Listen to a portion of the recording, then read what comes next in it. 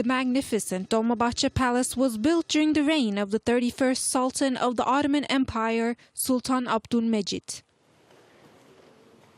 The construction was completed in 13 years and served as the administrative center of the Ottoman Empire. Dolmabahçe Palace was completed and opened in 1856. It was a home to last 6 Ottoman sultans, and the architecture is resemblance of westernization in the Ottoman era.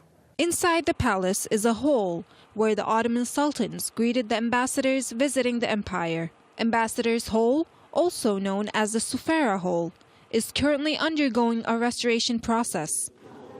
After a long period of research and development, the restoration team have begun their work, taking maximum care to restore the structure in line with the original construction and decor.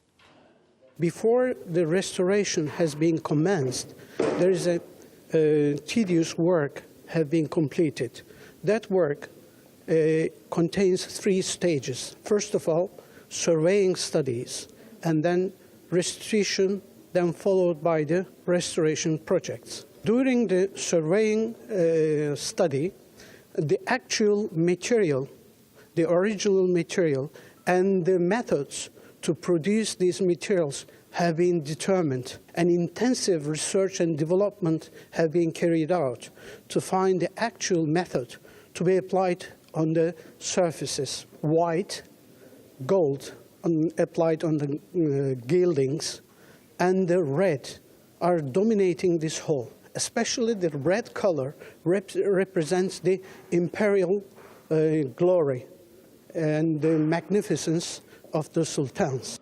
The team working in the project have developed many restoration techniques used during the Ottoman period that have been forgotten. One of them is the marmorino technique, which requires the removing of layers of paint on the walls.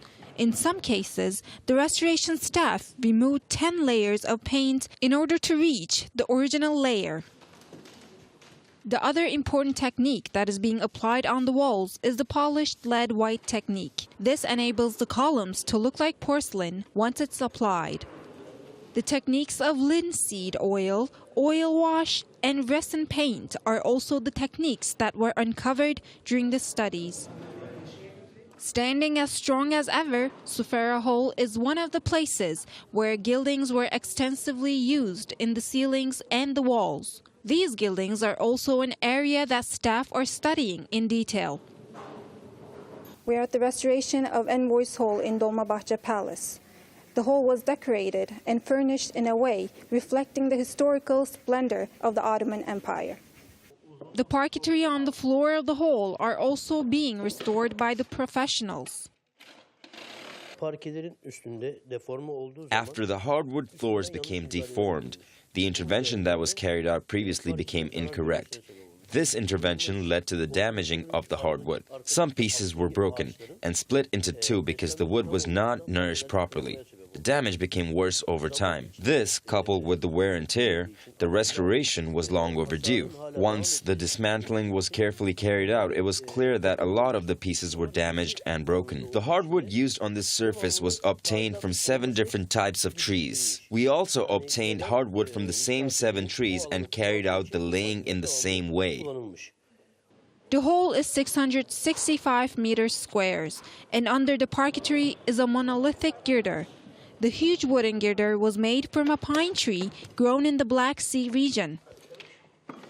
During the restoration process, we were able to see the size and durability of the materials used in the construction 160 years ago.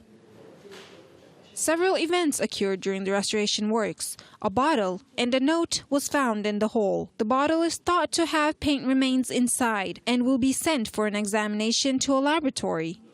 The note, on the other hand, reads, "Watchman Yunus sat over here to lay the electric wire of Dolmabahçe Palace and to keep watch.